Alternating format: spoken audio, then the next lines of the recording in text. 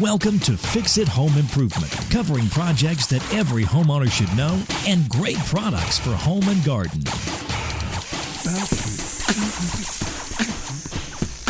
Hi, I'm JC, and this is where we share weekly home improvement tips. I'm here with my co-host, Cindy. Hello, JC. Hi, Cindy.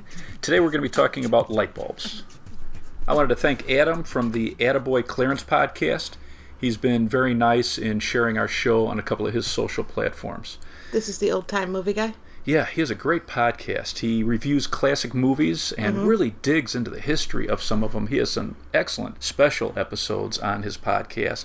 And then he usually has an old-time radio episode that he puts on his show. So if you like old-time movies and radio classic shows, just an excellent podcast. His website's really nice, too. Yeah. He always posts one movie a week, right? Yeah, he has a film club. Yeah, very cool.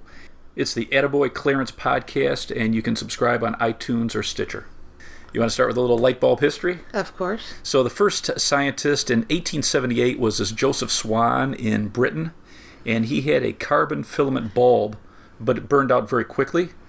A year later, Edison came up with the same basic concept. In fact, there are about 20 different inventors at the same time working on light bulbs, and they all had similar thoughts because in 1802, they actually had created an electric arc lamp, but they wanted something that would work in homes, and so Edison really kind of perfected the high-resistance filament, and he got very good at creating a much better vacuum, so his light bulbs lasted very long, where Joseph Swan's burned out very quickly.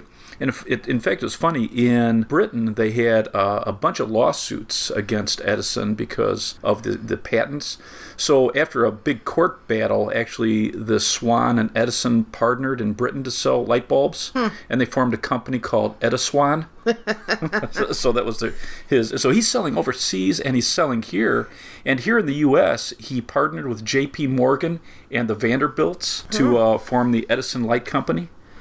Not bad partners. Yeah, so he was very good at that.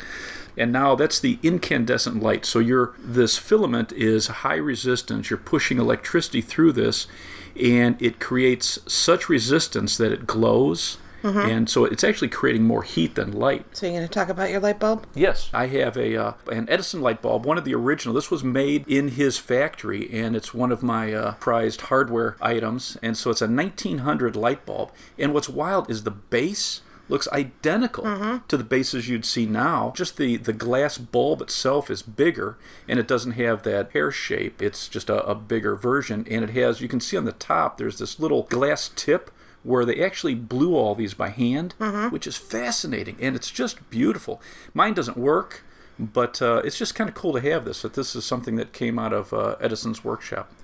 So the big change in these incandescent lights, because it takes so much energy to create this light, actually around the world they're slowly phasing out incandescent lights, and especially here in the U.S., in 2012 they started phasing out. Companies are not allowed to produce any more 100-watt. 2013 they phased out the 75, and then in 2014 they phased out the 40s and the 60s. And these are just the basic pear-shaped incandescent bulb. There's a lot of exceptions to this law.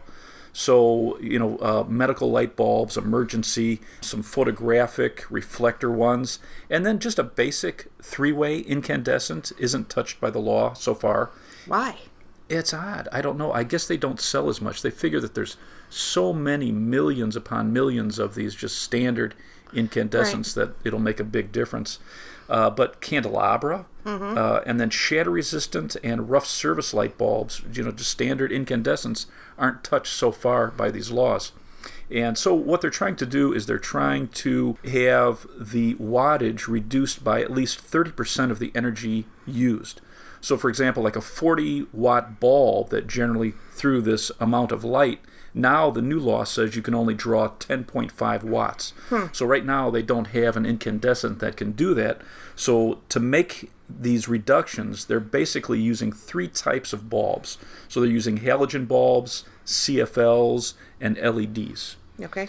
And then around the world they're doing, what's funny? The first place that started actually making these reductions, the first country? Yes. You're such a hardware girl. Yep. So Cuba was the first country to start phasing out incandescent bulbs in 2006, and they had a program where they handed out free CFLs for everyone turning in the old incandescents. So they say it's going to make a huge difference in their economy. So do you want to start with the differences between halogen, CFLs, and LEDs? Okay. So with halogen, they put a halogen gas inside the bulb, and then they have a tungsten filament. And what's interesting is this halogen cycle that it goes through. As the tungsten heats up and starts to evaporate and gets into the halogen gas, it will actually reabsorb onto the filament. So it lasts much longer. That filament just keeps redepositing on itself, and so you get a very long life. It creates a really bright white light, so they say it's very good for reading. What's nice about halogens is they're dimmable and much more efficient than incandescent. But one of the things, especially if you have the little tube halogen, like in a halogen torch lamp, you have those small halogen thin tubes, you never want to touch the glass. Really? They run so hot that the oils on your finger, it'll create a hot spot and actually shatter the glass. And the same with the bulbs. It'll create a hot spot and shorten the life of it, and you can actually crack the glass. Even though halogen has a thicker glass than a regular bulb, you don't want to touch it with your hand. So that's one tip. If you're putting in halogen lamps to conserve energy, just use a cloth to put them in, and to remove them it's not a problem, but to put them in, you don't want to get the oils from your hands on the glass itself. Well, it's interesting just the changes that we've seen since this new law started. We always carried, just the small recessed lighting in halogens, right? And then, like you said, the long tube ones. But now, the halogens actually look like an incandescent bulb. Just like a standard light bulb. Right, yeah. Yep. So we're selling a lot more of those. Absolutely. Because it's a nice alternative to CFLs because it doesn't have any mercury in it. So now when we're starting to talk about CFLs and LEDs, a lot of these percentages I'm going to be talking about vary radically between companies that manufacture these light bulbs and also between some of the different online sources. Some of these government sources fluctuate a lot between what they say is the amount of energy you're going to save. So I'm going to use the most common numbers that I saw online and also from talking to a couple of reps from these companies. But a CFL, for example, and they actually started manufacturing CFLs in 1976. What does this stand for? So it's a compact fluorescent bulb. And it actually has just like a regular fluorescent you'd see like in a shop or a basement. Right. It has a ballast that starts up. It gives it that surge of electric it needs to start up the bulb itself. And so it has an integrated ballast. It uses about 75% less energy than a standard incandescent light. And it's going to last 6 to 10 times longer.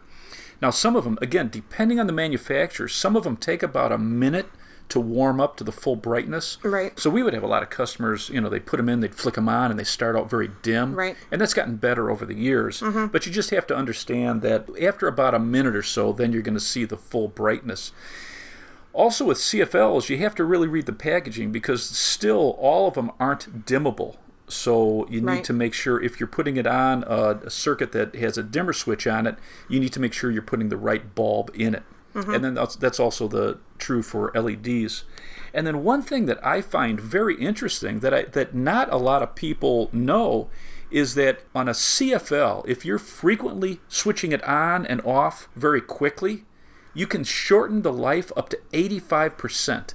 Wow, that's crazy. So it's all about bulb placement strategy now, where you're putting... Who knew you had to have a strategy for light bulbs? Yeah. So if you have halogen, CFLs, and LEDs, any rooms that you're going to go in and leave faster than 15 minutes, so you're going into a bathroom, let's say, turning on a light, and you're out of there faster than 15 minutes, you wouldn't want a CFL there, because if you're constantly switching it on and off, in a shorter period than 15-minute cycles, it's going to shorten the life up to 85%. Another problem with CFLs is that they have a little bit of mercury in it. So mercury is highly toxic. It can absorb through the skin. It's very toxic in its vapor form. And when you turn on the CFL, it vaporizes this mercury and it helps the bulb to work. So you have to be careful. If it's ever broken, it's just a process to clean up. Right. And in fact, if you go online and look up on any of the government sites on how to clean up a CFL bulb, they really They tell you to turn off any air circulation, so turn off your air conditioning or furnace, Right. open windows. You want to leave the home for 5 to 10 minutes to let that vapor consolidate, and then they go through a whole process. So it's kind of a toxic thing we're dealing with, and you have to recycle CFL bulbs. Which I don't think anybody knows that. I don't think they push it enough. Right. We really shouldn't be putting these into our landfill because, Right. if people are buying millions of these bulbs and not disposing of them properly, it can eventually become a problem. So one site that you can go to, it's called earth911.com, and the 911 are in the numbers. So earth911.com, and especially in the U.S., you can put in your location and what you have, and it'll send you somewhere to recycle it. And in the U.S., Home Depot, Lowe's, Battery Plus, and many local hardware stores will recycle CFLs. So that's where you're going to want to take your bulbs that are Burnt out or broken. Exactly. Did you know that mercury dissolves gold and silver? No. It's weird. So you can take a little bit of mercury and roll it onto like flakes of gold or silver, and the silver and gold will absorb into this ball. And then what they use, so they use this in mining for years, and just crazy toxic because the mercury will absorb through your skin. And then what they do is they pan for the gold. There's a few different processes they used, but in some areas they were mining this. They'd mix it with water and mercury, and then it would absorb the precious metals.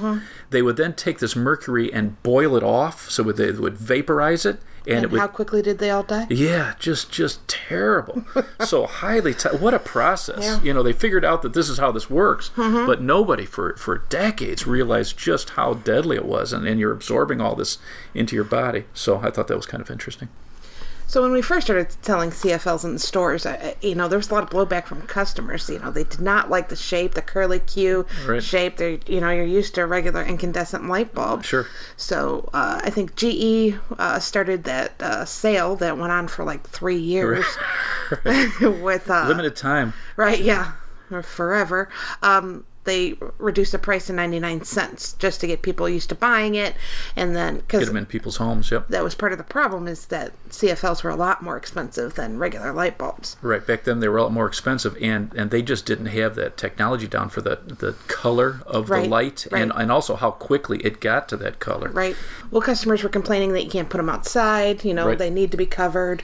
So now the new technology, they're pretty much, you can put, as long as it's enclosed, you can throw it on the outside porch lights, and it's not a problem. Especially in the Midwest here, where it's cold, it takes a few minutes to get up to the light, but they last for years now outside.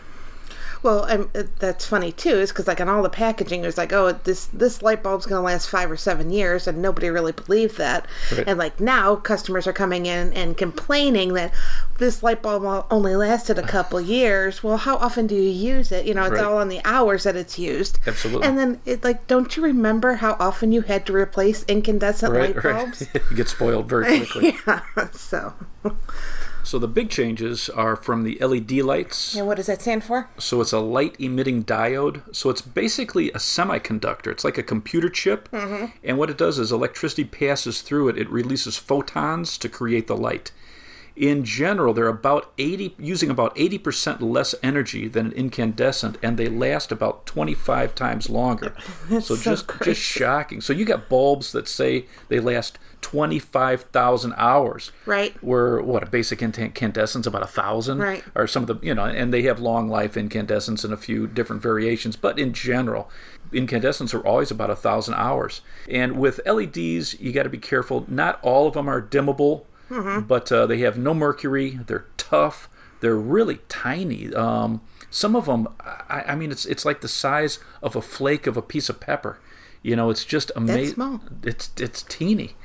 You have to really look at the packaging, though, because some are directional. So when you buy a bulb, it's kind of like a spot or a flood, right, where it's just pointing one direction. And now they're actually creating these light bulbs that look. It has a glass covering, just like a standard light bulb, but inside of it they have these little rows of LEDs, so it throws light in. It's like an omnidirectional light. So when you put it into a lamp, it gives that same feel as a traditional incandescent light. So again, look at the packaging.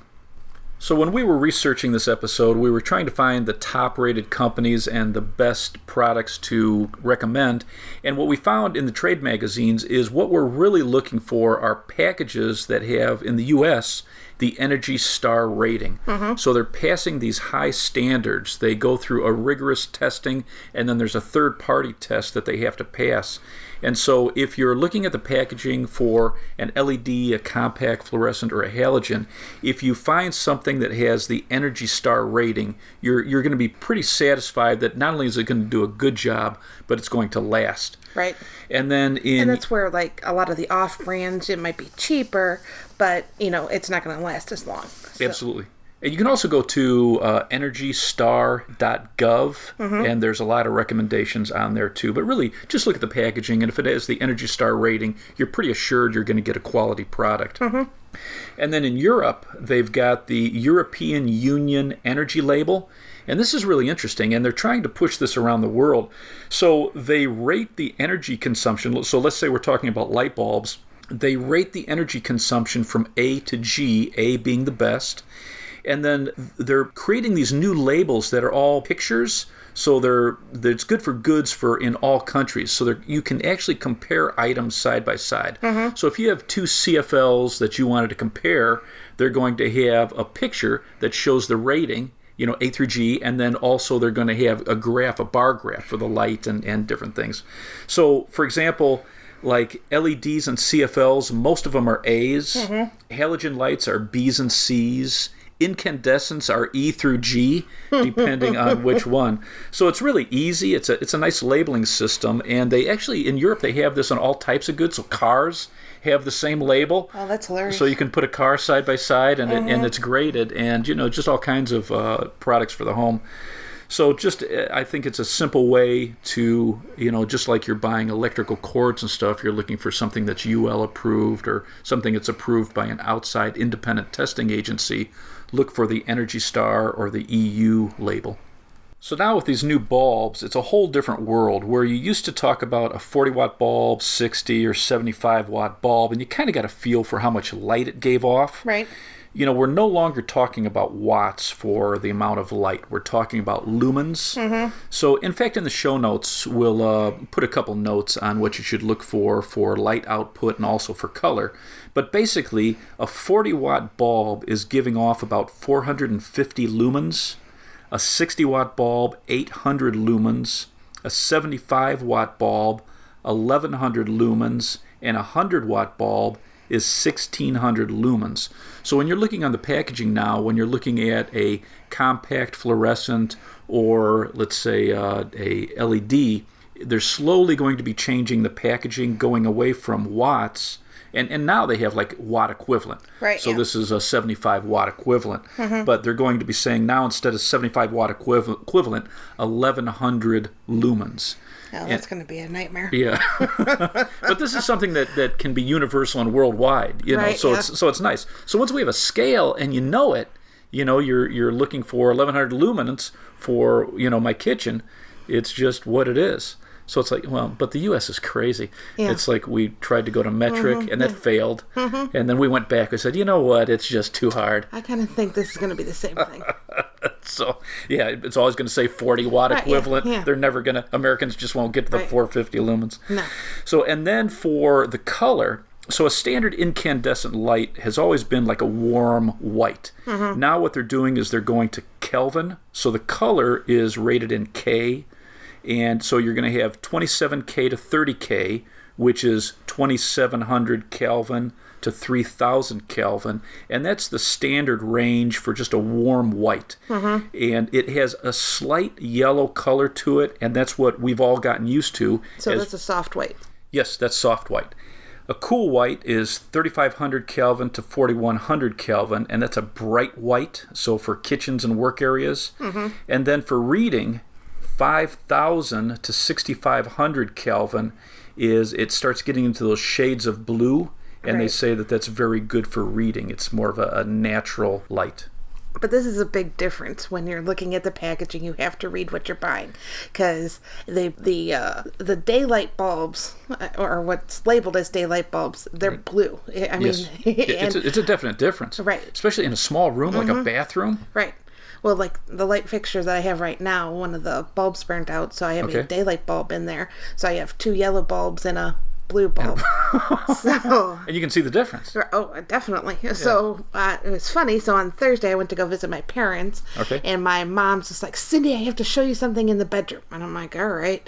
So I walk in there. She's just like, look at that bulb. So she just changed one of her lamps, the light bulb. So it's blue. Right. And I'm like, well, Mom, that's the daylight bulb. Right. And so she's just like, but I don't like it. The other one's yellow. And I'm like, yeah. I'm like, that's what we're all used to that. It's different, yeah. And so she's like, what am I supposed to do? I'm like, well, eventually the other one will burn out and you'll be able to replace it, right? And then my dad was freaking out too, because he's just like, I don't like the blue light. And I'm like, well, get used to it, buddy, because she just bought 12 packages of them. Oh, funny. Yeah. So the moral is, look at your Kelvin. I don't think that's going to catch on either. No. So I found a really nice source for LEDs online, and it's called earthled.com. I spoke to Mark, one of their reps. They have about 10 different companies that they use for all these specialty bulbs and standard LEDs. Mm-hmm. What they're doing is they're really trying to produce LEDs that look exactly like the incandescent equivalents. Mm-hmm. So the website is really nice. They allow you to match the shape and the style of the old bulb, and it's just very easy to match it up to what you're looking for. So if you have a standard incandescent or a floodlight or any of these specialty lights, the shape of these new LEDs now, they're mimicking the shape of the old incandescent light. Mark was saying, if you just can't figure it out by the pictures, which are very easy, what you can do is you can take a snapshot of your old bulb and email it to them. Oh, that's cool. And they'll match it up for you for free. So just a really nice company, really nice service if you're looking to start changing some of your old bulbs to these high-efficiency LEDs. What was that website again? It's earthled.com, and I'll throw that in the show notes too. One of the big things on light bulbs is there's different size bases. So for a standard light bulb, it's called an A base.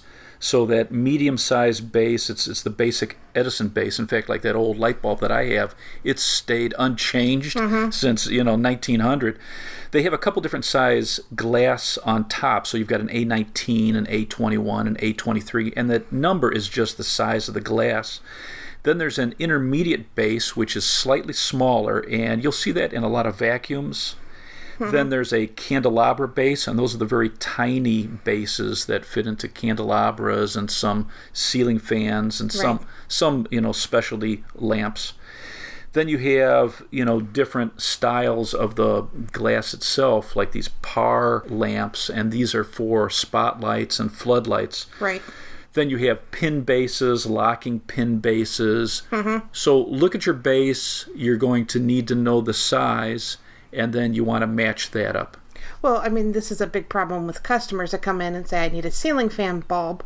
Okay, well, what size base do you have? Because there are, like you said, there's, a variety. And generally in ceiling fans, you've got the candelabra or a standard in most. One thing that customers don't usually pick up is look at the packaging. If you're putting light bulbs into a ceiling fan, I would always use a ceiling fan bulb. And what it has is a shock-resistant filament, so that constant vibration isn't going to shorten the life of it. Right. Because, the standard incandescent filament, they don't like vibration. Well, my grandmother, she just got a ceiling fan put into her den area. Okay. And it takes the super tiny base. And so, candelabra. Right. My mom asked me to pick some up at the store. I picked them up. We threw them in there, and like a week later, they burnt out, Really? even though she's never turned on the ceiling fan. Oh, really? That's odd. Yeah, so I had to buy the ceiling fan ones and then the extended life versions. Interesting. And again, smart to look at the packaging. If you have drop lights, if you're doing any construction, like we use our drop lights when we're doing our rehab stuff, and you're looking for a rough service bulb, it has a specialized filament that will, that's rough and tough. Well, speaking of rough service, I mean, that's what you have to put in your garage door light. Absolutely, for the vibration. I would always recommend a rough surface there. And then if you're anywhere where you have, schools, or if you're in a home with elderly people, around food, elevators, you want to use a safety bulb. They use a liquid plastic coating over the top of this, so it's skin tight on it. And if you shatter the bulb, it's all contained in there. It holds it in there like a baggie. So, there's a lot of really unique bulbs out there. Again, know what you're using it for and look at the packaging so that you're matching up the service to the bulb. Well, I think that wraps up this episode then. If you'd like to subscribe to our podcast, you can subscribe on iTunes or Stitcher Radio. If you enjoyed it, please leave us a review. You can check out our home improvement videos on our YouTube channel, Fix It Home Improvement Channel. And you can subscribe to that as well. If you'd like to email us, you can email us at fixitpodcast@gmail.com. Thank you for listening. Talk to you next week.